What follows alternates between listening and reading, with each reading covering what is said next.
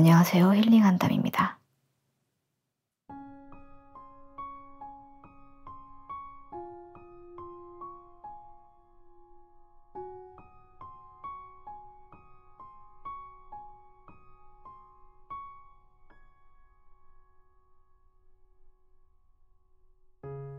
오늘은 잠재의식의 아버지라 불리는 조셉 머피 박사의 부의 초월자를 가지고 왔습니다. 20세기 중반에 가장 많이 팔린 작가 중 한 명으로 60년간 읽혀온 부자들의 베스트셀러라고 합니다.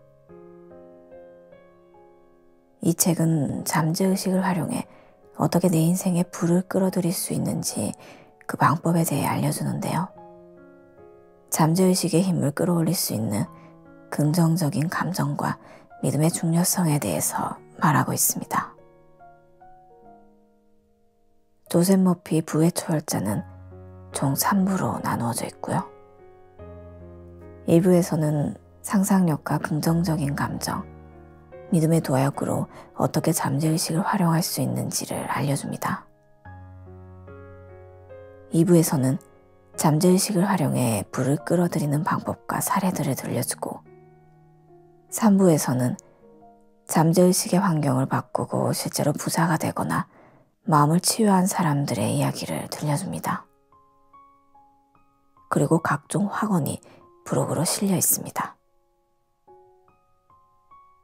제가 접해본 시크릿류의 자기계발서 중에서는 가장 잠재의식에 대한 개념이 이해하기 쉽게 잘 설명되어 있는 책이었어요. 2부, 3부의 내용은 후에 따로 제작할 예정이고요. 오늘은 제1부의 내용 중 잠재의식에 대한 이해를 위한 부분을 일부 읽어드리려 합니다.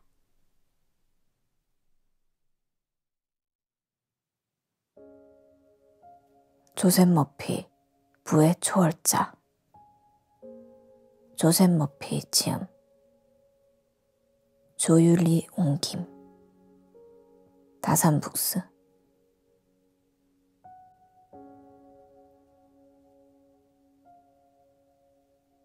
잠재의식에 부의 아이디어를 심어라. 왜 부자는 더 많은 부를 갖고 가난한 사람은 더 가난해지는가?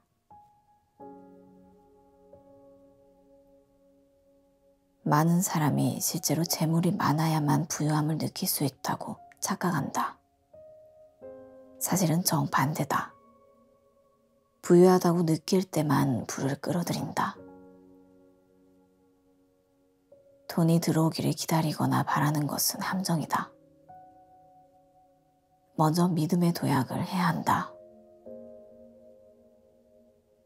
상상한 만큼 부자가 되리라 기대하고 감사하면서 살아야 원하는 것을 끌어올 수 있다. 시대에 따라 돈은 여러 가지 형태를 취했으나 본질은 하나다.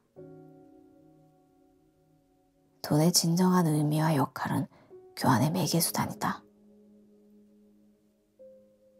돈은 궁핍으로부터의 자유와 아름다움, 호사, 풍요, 안정감, 세련됨을 의미한다. 우리는 모두 풍요로운 삶을 누릴 자격이 있다. 더 풍성하고 행복하며 경이로운 삶을 살고 싶어 하는 건 지극히 정상적이고 자연스럽다. 세상의 풍요를 누릴 운명과 고난을 겪고 박탈감에 시달리는 운명이 따로 있을까? 당연히 아니다. 운명은 스스로 결정하는 것이다. 진짜라 믿고 받아들이는 것만 내 것이 된다. 내면의 영적인 힘과 존재는 이미지, 느낌, 믿음이 되어 잠재의식에 새긴 의식적인 생각에 따라 일상생활 속 조건과 상황을 조성한다. 삶의 풍요와 번영을 진정으로 누리는 사람은 마음과 생각, 믿음의 창조력을 알고 있는 사람이다. 영적, 정신적, 물질적으로 풍요롭고 번영하며 넘치는 아이디어를 마음속 깊은 곳, 즉 잠재의식에 새기면 객관적인 풍요로움을 경험할 수 있다. 이것이 바로 생명의 원리다. 생명의 원리는 모든 사람에게 적용되고 효력을 발휘하는 진리다. 마음속 깊이 자리 잡은 진심이 담긴 믿음은 경험과 사건, 조건으로 발현된다. 내가 가진 생각의 본질에 따라 경험으로 객관화되는 것이다. 반면 무한한 부를 누릴 자격이 없다는 신념이 나를 지배한다면 운이 따르지 않고 가난하게 살면서 부자가 될 운명은 아니라고 체념해버린다.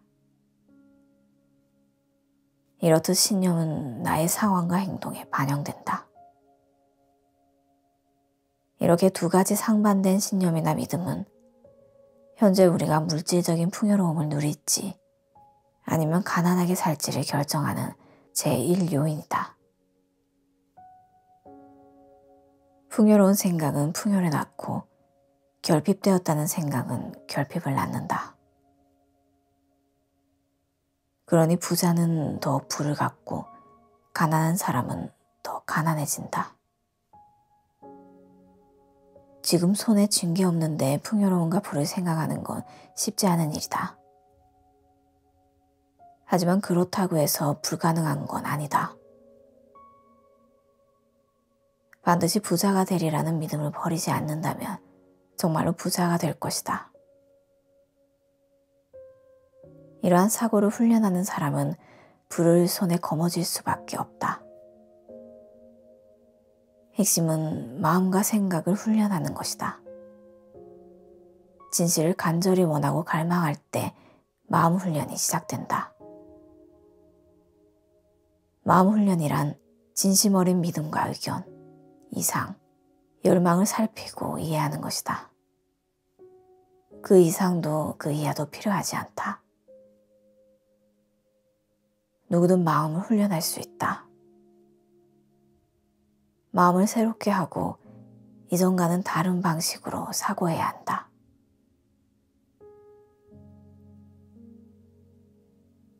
잠재의식의 부의 개념을 심는 4단계. 지금부터 내가 소개하는 방법은 부를 거머쥐는 열쇠다. 이 방법을 따르면 평생 부를 갈망하지 않으면서도 풍족하게 살 수 있다. 1단계. 부는 무한하게 샘솟는 것임을 이해하라. 생명이 왜 우주와 은하, 하늘의 별, 땅, 산, 호수, 바다와 그 안에 사는 동식물, 그들이 숨쉬는 공기 등 보이는 것과 보이지 않는 것을 모두 포함한 자연의 힘의 근원이 되는지 곰곰이 생각해보자. 생명의 원리가 나에게 생명을 부여했기에 생명의 원리에 담긴 힘과 자질, 속성도 내 안에 살아있다. 사랑이란 내 안에 살아있는 존재이자 생명의 원리인 만물의 근원에 충성하고 신의를 지키는 것이다. 내가 보고 알고 있는 모든 것은 생명의 원리에서 나왔음을 이해하는 게 첫 단계다. 생명력은 에너지, 활력, 건강, 창의적인 아이디어의 근원이다. 내리쬐는 태양과 숨쉬는 공기, 잘 익은 사과, 그리고 주머니 속 돈도 생명력으로부터 나온다. 생명력이 불을 창조하는 건 풀잎이나 눈의 결정체를 만드는 것만큼 쉬운 일이다. 2단계. 잠재의식의 부의 개념을 심는다. 지금 잠재의식의 부의 개념을 심기로 마음먹자. 아이디어를 반복해서 생각하고 실현되리라고 믿고 기대하면 아이디어는 잠재의식에 전달된다. 생각의 패턴이나 행동을 반복하면 저절로 그렇게 생각하거나 행동한다. 이처럼 부를 표출하라고 잠재의식을 압박하며 결국 부가 나타난다. 걷기, 수영, 피아노 연주, 운전 등을 배우는 것과 같은 이치다. 이를 위해서는 확언하는 내용을 믿어야 한다. 확언은 허튼 소리나 쓸모없는 이야기가 아니다. 부가 존재하고 나에게 그 부를 가질 권리가 있다는 걸 알아야 잠재의식이라는 종이에 현재의식이라는 펜으로 글을 쓸 수 있다. 지금 내가 무엇을 하고 있는지, 왜 그 일을 하고 있는지 명확하게 알아야 한다. 뿌린 대로 거둔다. 내가 원하고 상상하는 모든 것은 잠재의식에 뿌린 씨앗이다. 현재의식에 심은 씨앗이 잠재의식에 뿌리내려 우주의 스크린에 재현된다. 씨앗을 심고 물과 비료를 주면 싹을 틔우고 식물은 빠르게 성장한다. 그 식물은 우리에게 부라는 열매를 줄 것이다. 3단계. 부의 확언을 반복한다. 매일 5분 동안 다음 확언을 반복하자. 나는 지금 잠재의식에 무한한 부라는 아이디어를 쓰고 있습니다. 내가 필요로 하는 것들이 생명력에서 솟아납니다. 생명력은 곧 생명의 원리입니다. 내 안에 생명의 원리가 살아있음을 알고 있습니다. 내게 필요한 것은 언제 어디서나 충족됩니다. 무한한 부가 막힘없이 흘러들어와 경험으로 발현됩니다. 나는 무한한 부를 경험하며 끊임없이 순환하는 부에 감사합니다. 4단계. 결핍의 생각을 번영의 생각으로 바꾼다. 여행 갈 돈이 없어. 대출금을 못 갚겠어. 비용을 부담할 수 없어서 더 이상 못하겠어. 이렇게 돈이 부족하다는 생각이 들면 우선 생각을 멈춰라. 무슨 일이 있어도 재정 상황에 관해 부정적인 말을 내뱉으면 안 된다. 생각이 들 때마다 1시간에 수십 번씩이라도 다음과 같이 확언을 하며 부정적인 생각을 부와 번영의 생각으로 바꿔야 한다. 생명력은 내가 필요로 하는 것을 바로 마련해 줍니다. 그래서 부족할 일이 절대 없습니다. 필요한 돈은 모두 마련됩니다. 잠시 후 돈이 부족하다는 생각은 힘을 잃고 잠재의식은 불을 끌어당길 수 있는 상태로 변할 것이다. 차를 새로 장만하고 싶다면 절대 차를 어떻게 사? 그럴 돈 없어. 라고 말하지 말라. 잠재의식은 말한 내용을 그대로 실현해 좋은 일이 일어나는 걸 막는다. 대신 이렇게 말해보자. 차는 사라고 있는 것입니다. 그 차를 사는 건 영적인 아이디어입니다. 나는 차를 사는 아이디어를 받아들입니다. 부와 번영에 관한 생각을 확언하는 것은 불을 거머쥐는 가장 중요한 열쇠다.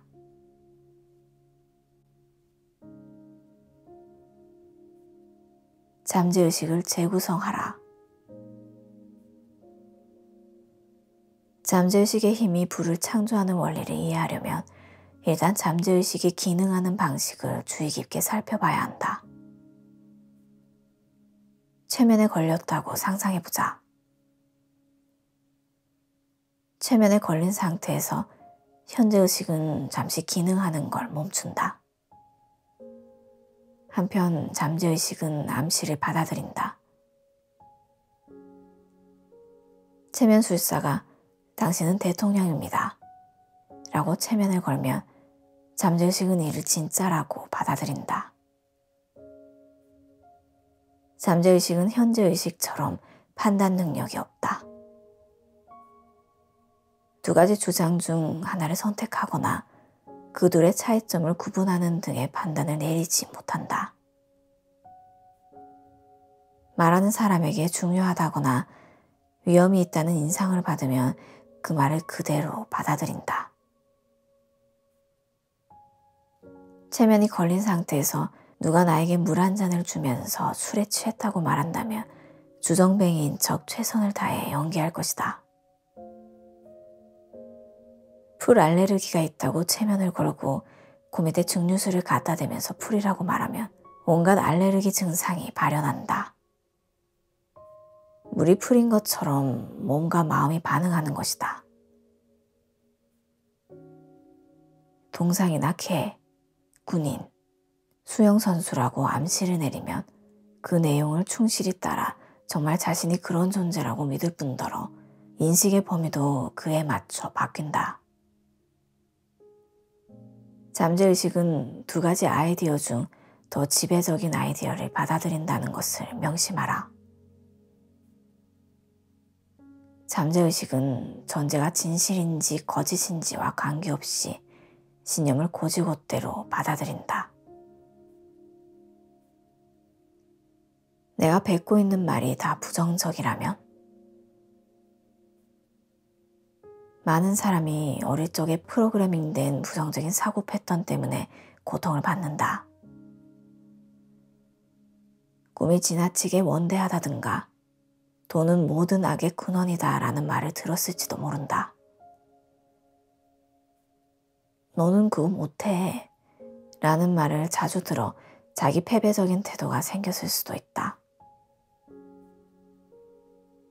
사람 구실이나 할지 모르겠다 라는 이야기를 들으며 자라서 열등감에 시달리는 경우도 있다.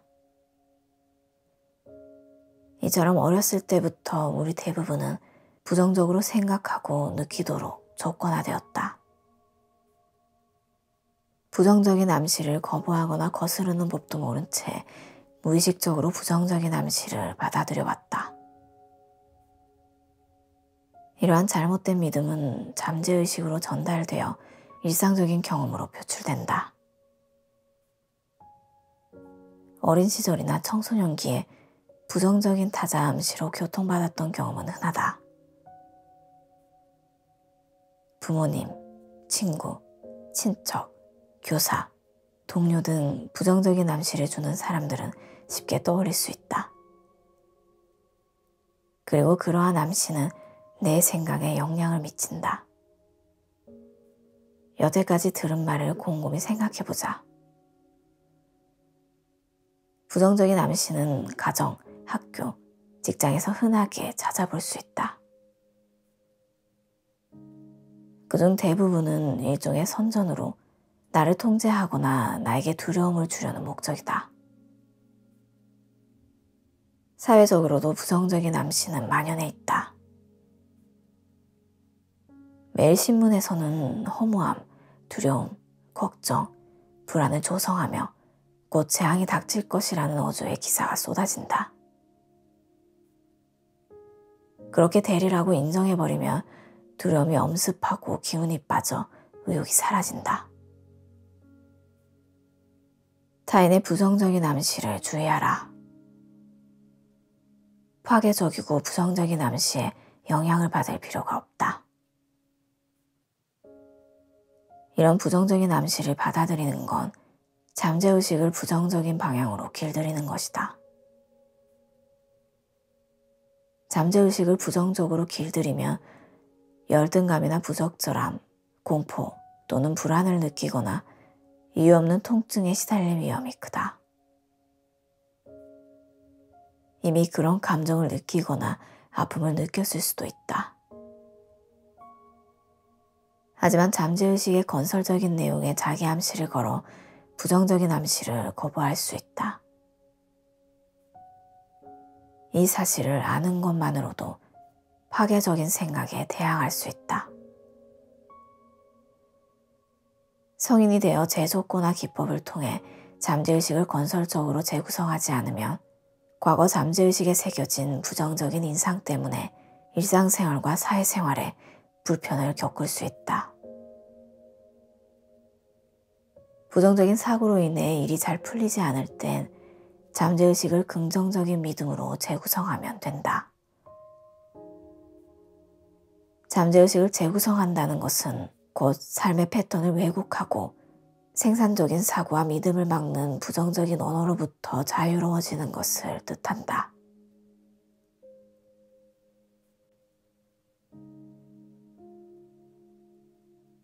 긍정적인 사고 패턴으로 잠재의식을 재조건화하라.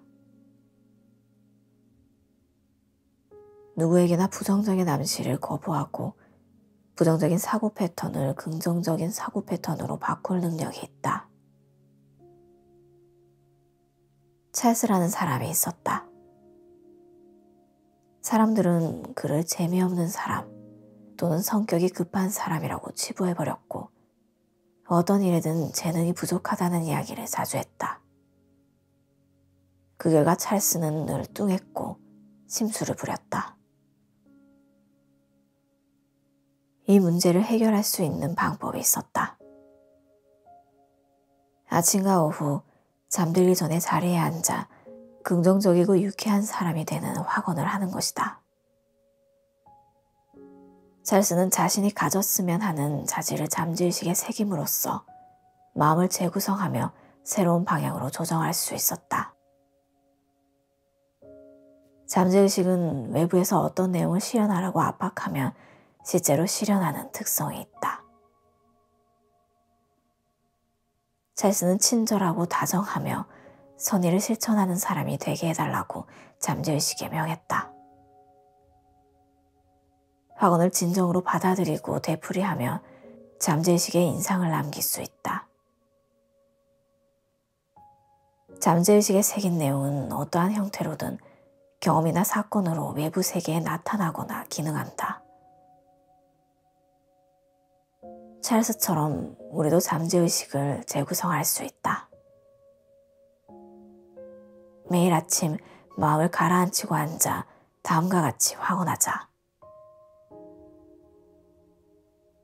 영적인 법과 질서가 나의 삶을 지배합니다. 영적인 성공은 나의 것입니다. 영적인 조화는 나의 것입니다. 영적인 풍요로움은 나의 것입니다. 이 진리를 자주 반복해서 말하면서 믿음을 가지고 기대를 품으면 진리가 잠재의식에 스며들 것이다. 잠재의식은 각인된 내용을 실현하라는 압박을 받아 조화, 평화, 사랑이 넘치는 삶을 구현할 것이다. 두려움은 어떻게 나에게 영향을 미치는가? 끊임없는 불안과 두려움, 공포에 사로잡혀 사는 사람이 많다. 이런 부정적인 감정들은 잠재의식이 기능하는데 역효과를 불러일으킨다. 살면서 어떤 일이 실제로 일어나리라 생각하면 걱정이 되거나 두려워진다. 이럴 때 잠재의식에는 부정적인 이미지가 심어진다. 부정적인 감정에 사로잡혀 사는 건 아주 위험하다. 만병의 근원이 스트레스라는 말처럼 걱정과 두려움은 건강을 악화시키기도 하기 때문이다. 통증혁명의 저자인 존 사노 박사는 자신의 환자 중 약 80%가 긴장성 근육통 증후군에 시달리는 걸 발견했다.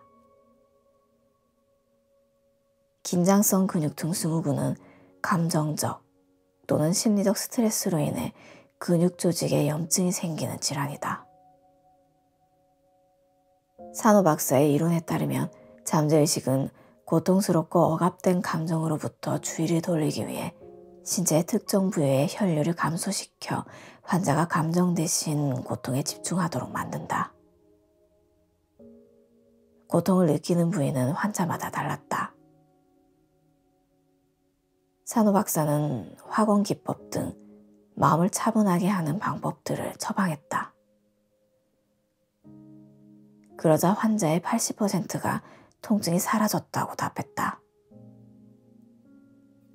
비슷한 원리로 두려움과 걱정은 불을 쌓는 능력에도 부정적인 영향을 미친다.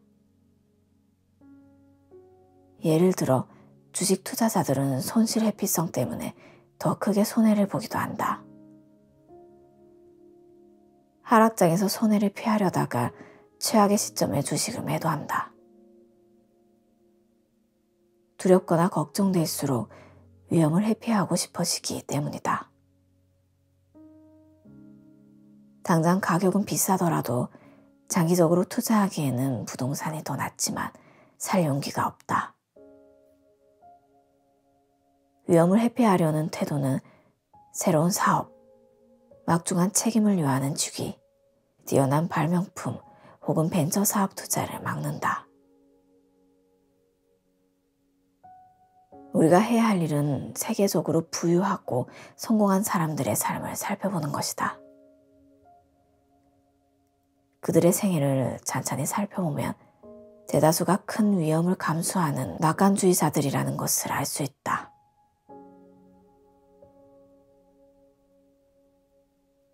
마음속 생각이 현실로 드러날 때, 마음이나 잠재의식이 품은 생각은 그 사람이 어떤 사람인지를 보여준다. 한마디로 사람은 마음이나 잠재의식이 품은 생각대로 행동하고 경험하며 표현한다는 뜻이다. 이게 바로 잠재의식의 법칙이다. 여기서 말하는 생각은 머리로 하는 생각이 아닌 가슴으로 하는 생각, 즉 잠재의식이 진실하다고 믿는 생각이다. 잠재의식에 새긴 내용은 외부 세계로 표출된다. 현재의식과 잠재의식이 결합하면 의식이 된다. 의식은 내가 받아들이는 아이디어와 믿음, 의견, 신념의 총합이다. 생각과 느낌이 운명을 빚는다. 가난하다고 생각하면 늘 빈곤을 면치 못할 것이다. 번영하리라 생각하면 일이 술술 잘 풀릴 것이다. 의식은 삶의 유일한 창조력이다. 생각과 느낌, 현재의식과 잠재의식은 나의 모든 경험을 창조한다. 현재의식과 잠재의식의 뜻이 같다면 품은 생각이나 느낌은 진실이든 거짓이든 좋든 나쁘든 간에 외부 세계에 표출된다. 그러므로 선택은 내 생각에 달렸다. 운명을 빚고 운명을 좌우하는 사람은 바로 나다. 어느 날 한 남성이 나를 찾아왔다.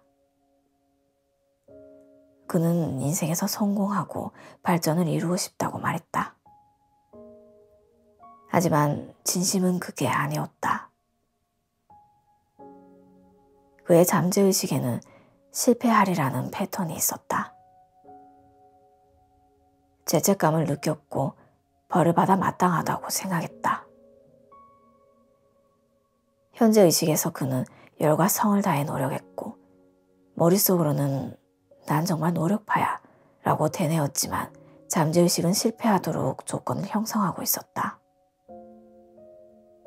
그 결과 자신이 무가치하다고 느꼈고 그릇된 믿음은 스스로를 실패로 몰아붙였다. 이 남성은 자기가 스스로에게 벌을 주고 있음을 깨달았다. 그래서 매일 밤낮으로 실패자에서 승리자로 마음을 재구성하는 확언을 했다. 진리를 되뇌이면서 이 내용을 곰곰이 생각했다. 차를 운전할 때도 고객을 만나기 전에도 이 진리를 떠올렸다. 진리를 규칙적이고 체계적으로 확언했다. 그리고 자신이 확언한 내용을 부정하지 않았다. 마음을 재구성하는 법을 배운 후로는 자신이 승리와 성공을 위해 태어났다고 믿기 시작했다. 그러자 그는 점차 눈부신 성공을 거두었다. 확언을 반복하면서 강인한 정신력과 지혜를 갖추고 있다는 걸 확인했다. 성공과 조화, 부와 풍요로움을 주장하고 잠재의식을 긍정적인 에너지를 발생시키는 발전기로 바꾸어 나갔다. 이처럼 규칙적이고 체계적인 확언은 인생에서 기적을 일으킨다. 잠재의식은 무언가를 강제하는 특성이 있다. 잠재의식은 만물을 움직이는 동력이므로 전능하며 영적인 힘이 있다. 내면에는 무한한 힘이 숨쉬고 있고 무한한 힘은 실패를 모른다. 그 힘에 반하거나 도전하거나 방해하거나 저지할 수 있는 것은 아무것도 없다.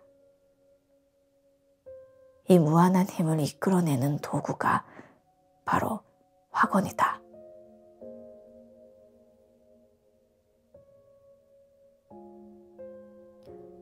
불을 가져다 줄 마법의 문장. 확언에 대해 조금 더 자세히 알아보자. 확언의 목적은 우리에게 주어진 선물을 받아들일 수 있도록 마음을 조성하는 것이다. 확언에게 자주 언급되는 생명력은 그 자체로 선물이자 선물을 주는 근원이다. 그러니 확언에는 생명력 또는 생명의 원리를 변화시키려는 목적이 없다. 그 영원한 힘은 어제도 오늘도 내일도 변하지 않는다. 우리는 언제나 존재하는 영원한 힘과 정신적으로 조화를 이룰 수 있다. 자연 그 자체가 조화롭듯 조화는 인위적으로 만들어내는 것이 아니다. 사랑과 평화를 떠올려보자. 사랑과 평화는 만들어내는 게 아니라 그 자체로 내 안에 살아있다. 하지만 사랑과 평화가 마음에 흐르라고 요구하지 않으면 우리는 사랑의 충만함과 평화로움을 느끼지 못한다. 가정과 일을 비롯한 삶의 면면의 조화가 깃들도록 요구해야 한다.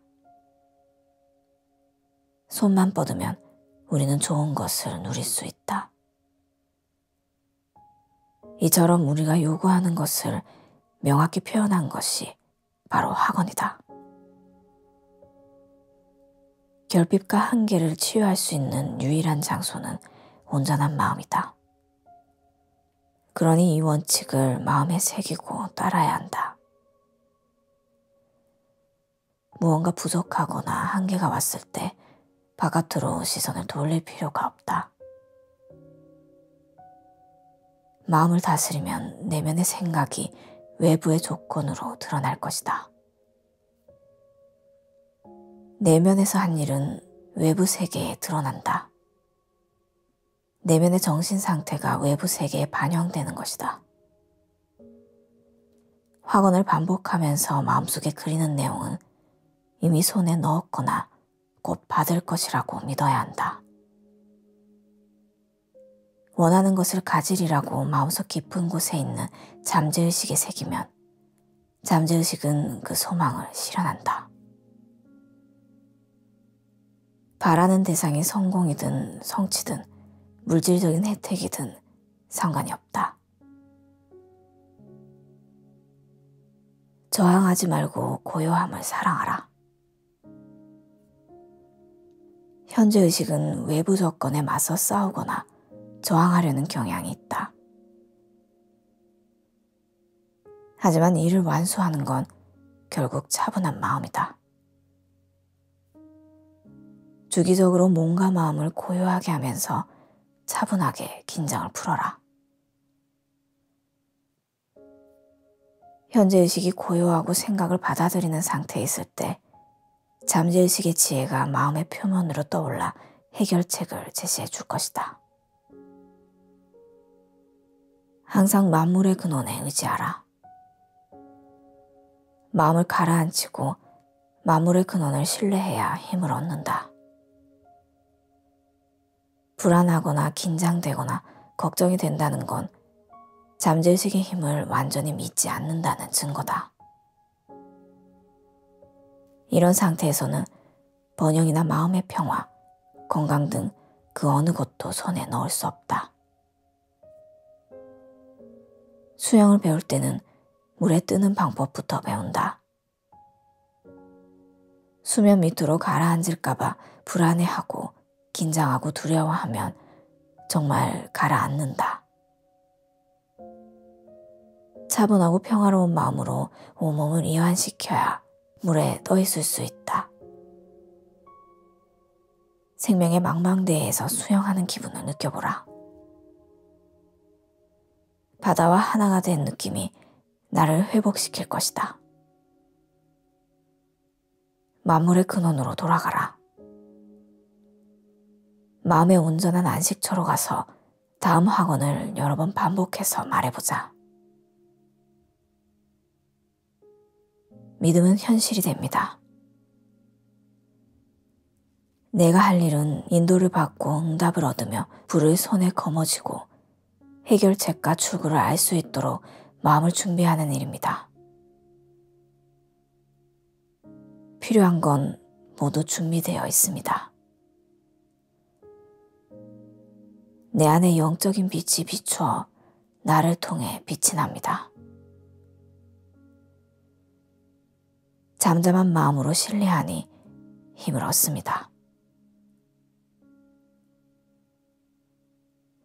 이 진리를 반복해서 말하다 보면 마음이 고요해지고 평화로워질 것이다. 그리고 마음이 평화로울 때 잠재의식은 해답을 준다. 마음이 차분하고 믿음이 있어야 힘을 얻는다. 무한한 지성은 답을 알고 있으므로 마음을 내려놓고 긴장을 푸는 방법을 배워야 한다. 외부 상황이나 조건에 힘을 실어주면 안 된다. 내 안에 있는 무한자와 그의 능력에 힘을 실어주어야 한다.